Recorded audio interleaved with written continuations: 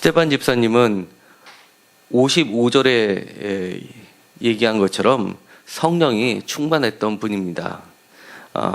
우리가 흔히 알고 있는 집사라고 초대교회 일곱 집사라고 하는 것은 우리들이 보통 교회에서 집사님, 권사님 또는 장로님하고 얘기하는 그런 차원이 아닙니다. 초대교회 집사라고 하는 것은 거의 사도들과 동등한 위치에 놓여 있었음을 우리가 스테반 집사님의 설교와 또 순교 사화를 통해서 알 수 있습니다. 그분께서 하셨던 일은 맨 처음에 스테반 집사를 뽑을 때 있었던 것처럼 봉사의 일을 전념했었던 게 아니었습니다. 7장에 나와 있는 것처럼 7장에 길게 소개되어 있던 것이 전체가 다 스테반 집사님의 설교입니다. 성경책에 이름 한자 들어가는 것이 얼마나 귀한데 이렇게 긴 부분을 스테반 집사의 이야기 설교와 순교로 채워진다는 것은 거의 오히려 베드로의 순교라든지 야고보의 순교는 특히 야고보의 순교는 몇 줄 되지 않을 정도로 비교하기에 너무 차이가 납니다. 그러니까 우리들이 집사님 하는 것은 그만큼 스테반 집사님의 사도의 위치까지 올라갔다는 걸 전제하시고 귀하게 여기시고 직분을 감당하시기 바랍니다.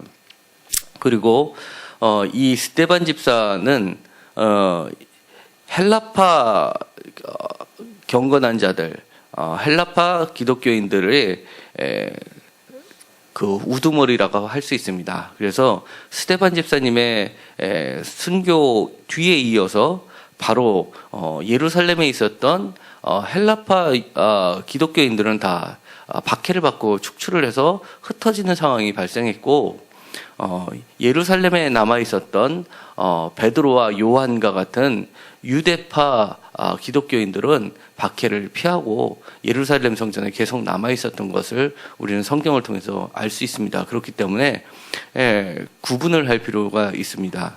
그리고 스테반 집사님이 뽑힐 때 자체가 보면은요, 굉장히 그 일곱 집사를 뽑을 때의 조건이 매우 까다로웠습니다. 먼저 성품도 좋아야 되지만 성령이 충만한 사람들을 뽑았었던 겁니다. 스테반 집사님이 마지막에 무릎을 꿇고 돌에 맞아 죽기 전에 기도했던 이 장면은 다른 사람을 용서하는, 자기를 박해하는 사람을 용서하는 것으로 마무리를 짓고 있습니다. 이것은 마치 예수님께서 십자가에 달려 돌아가실 때 누가복음에서 맨 마지막에 자기들을 박해하고 십자가에 못을 받고 또 십자가에 의해서 자기를 비웃었던 또 다른 강적까지도 용서하시는 예수님의 모습과 흡사할 정도입니다. 그렇기 때문에 예수님의 모습을 가장 잘 닮은, 따르는 참제자의 모습이 바로 집사인 것입니다. 그런데 우리가 이 말씀을 읽으면서 궁금한 점이 발견이 됐는데요. 바로 55절에 보면 성령이 충만하여라는 말씀입니다.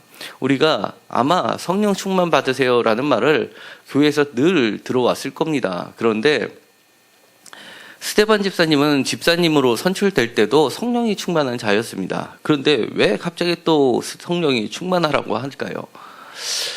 이 부분은 우리가 좀 생각해 볼 필요가 있습니다. 성령을 잘못 이해하면 마치 성령은 이례적인 사건으로 생각할 수 있기 때문에 그렇습니다. 그래서 나는 예수님을 주로 고백했고 예수님께 기도도 하고 하니까 구원을 받았으니까 이제 성령은 이미 받았는데 무슨 또 성령을 받을 필요가 뭐가 있느냐라고 교회에서 가끔 그런 말을 하시는 분들을 보게 됩니다. 그렇지만 그거는 올바른 지식이 아닙니다. 오히려 성경에서는 이렇게 성령 충만은 늘 우리가 강구해야 하는 것으로 나와 있기 때문에 그렇습니다. 성령과 성령 충만은 약간 차이점이 있는데요. 보다 충만이라는 것은 플라즈마, 원어로 하면 플라즈마와 어건이 같습니다. 그러니까 우리가 PDP TV를 보면 플라즈마 TV라고 하죠.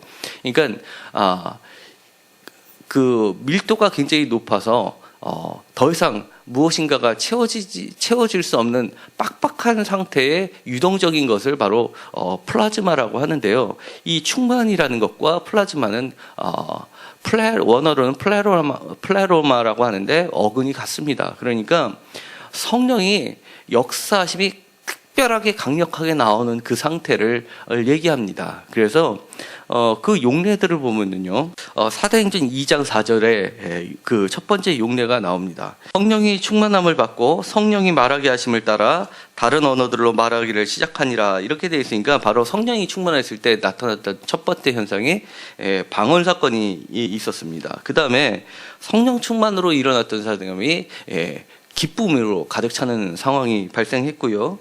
그 다음에 38절은 굉장히 독특한 말씀이고 이해하기 어려운 말씀입니다. 왜냐하면 보면은요, 회개하여 각각 예수 그리스도의 이름으로 세례를 받고 죄 사함을 받으라, 그리하면 성령의 선물을 받으리라, 이렇게 되어 있는데요. 성령을 받는 순서가 여기서는 회개를 먼저 하고요, 그 다음에 세례를 받고 그 다음에 죄 사함을 받으면 그러면 성령을 주겠다라는 겁니다. 근데 오늘날에는 어떻게 되어 있나요? 우리가 회개도 성령님의 역사하심으로 회개가 이루어지는 거고요.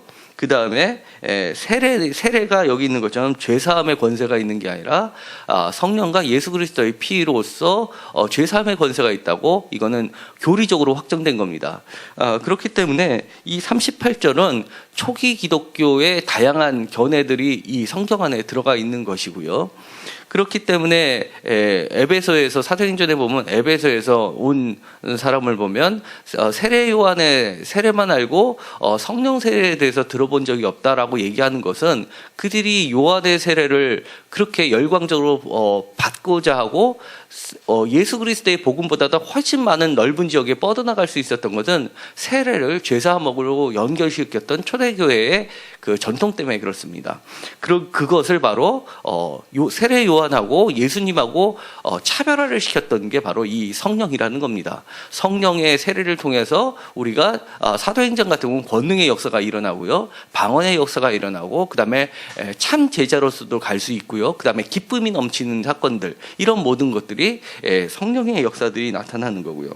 그 다음에 사도행전 4장에 가면은요, 베드로가 성령이 충만해서 말씀을 증거하게 됩니다. 그래서 성령 충만의 역사는요, 그 말씀을 증거하는데 반드시 필요한데요, 이 보통의 설교하고 이 성령 충만한 설교하고는 차이가 나는데요, 이때 베드로의 설교를 듣고 3,000명이 예수님을 믿는 사건이, 폭발적인 사건이 일어납니다. 마치 성령 충만은 다이나마이트와 같은 그런 효과를 나타내고 있습니다.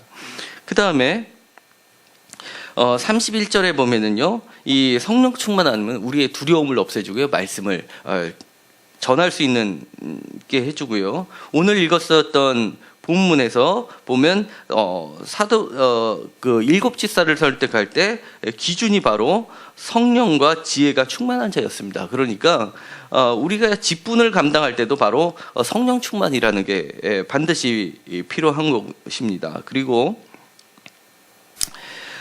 사도행전 7장 55절, 오늘의 본문을 읽었을 때 이 성령 충만한 사람의 놀라운 변화는 뭐냐면, 남들이 보지 못하는 것을 보게 되는 겁니다. 바로 하나님의 영광과 예수 그리스도께서 하나님 우편에 서신 것을 보는 겁니다. 이게 우리가 크리스찬들이라고 다 우리가 기도하는 중에 하늘에 계신 하나님을 보나요? 그런 사람 거의 없습니다. 그러니까 이 성령 충만이 있는 것은 성령을 받은 사람들 중에서 매우 특별한 경우를 지칭할 때 사용이 되었고요. 그 다음에 사도행전 9장에 가면은요, 이 9장 31절에 보면 이 성령 충만의 역사가 성령의 위로로 나타나게 됩니다. 그래서 교회가 평안히 서고 든든히 서가고 경향과 수가 더 많아진다라고 되어 있는데요. 바로 그 전에 있었던 말씀에 이어지기 때문에 성령의 위로를 성령 충만의 역사하심으로 보는 겁니다. 그런데 이 31절도 사실은 논란이 많이 되고 있는 말씀 중에 하나입니다. 왜냐하면 이 교회가 평안히 서고 이게 성령의 위로가 많아지는 이 사건이 그 전에 있었던 사건이 누구냐면 바로 박해자인 사울이 없어진 사건입니다. 그러니까 박해자인 사울이 없어짐으로 인해서 그 교회가 저 든든히 서는 사건이 발생을 하는데요. 그러니까 성령의 위로, 성령의 역사하시는 것은 우리의 역사의 움직임까지도 주관하시는 분으로 나타나고 있습니다. 그 다음에요, 이 성령 충만은 마찬가지로 사도행전 11장에서 바나바에 나타나는데, 바나바는 바로 성품하고 관련이 됩니다. 그래서 착한 사람이요 성령과 믿음이 충만한 사람입니다. 그러니까 물론 성령이 충만하면 믿음도 좋겠지만, 성령의 열매라고 하는 그런 성품의 변화까지도 사실은 확장되고 있다는 것을 기억하시기 바랍니다. 그래서 사실 사람이 다 성장한 뒤에, 성인이 된 후에 성품을 바꾸는 건 거의 불가능합니다. 그건 정말 새창조하고 거의 다름없는 사건인데요. 바로 이 성령, 자기의 좀 부족한 면이 있다면 성령님께 간구하십시오. 제가 이 모습은 예수님의 모습하고 너무 다르니까 성령 충만하게 해달라고, 그래서 저를 변화시키게 해달라고 하는 기도를 하시기 바랍니다. 그리고 28절에 보면 예언 사건이 나타납니다. 그래서 그 다음에 마지막으로 사도행전에 나오는 성령 충만하고 관련된 것은요, 이렇게 52절에 보면은요, 바울의 1차 전도, 이거는 이제 13장 같은 경우는 바울의 1차 전도 여행의 과정 중에 있는 겁니다. 그러니까 이 선교 활동 가운데서 성령의 충만함으로 인해서 이 복음이 전파되는 그 과정을 보고 제자들이 기쁨과 성령이 충만하게 되는 사건을 표현하게 됩니다. 그러니까 복음의 확장과 성령 충만은 사실은 동일선상에서 이루어지고 있음을 알 수 있습니다. 지금까지는 사도행전에 나와 있는 성령 충만에 대해서 쭉 살펴봤는데요. 왜 그러냐면 신약 성경 중에서 성령 이렇게 되면 많은 본문이 나오는데요. 성령 충만하면은요, 거의 3분의 1이 사도행전에 치우쳐져 있습니다. 그 다음에 누가복음에 조금 더 나와 있고요. 나머지는 거의 심지어 바울 서신 같은 데서도 몇 개 나와 있지 않습니다. 그러니까 성령 충만이라는 것은 특별히 누가복음과 사도행전의 굉장히 특징이라고 할 수 있고요. 더 구체적으로 얘기하면 사도행전의 가장 큰 특징은 바로 성령 충만이라는 겁니다.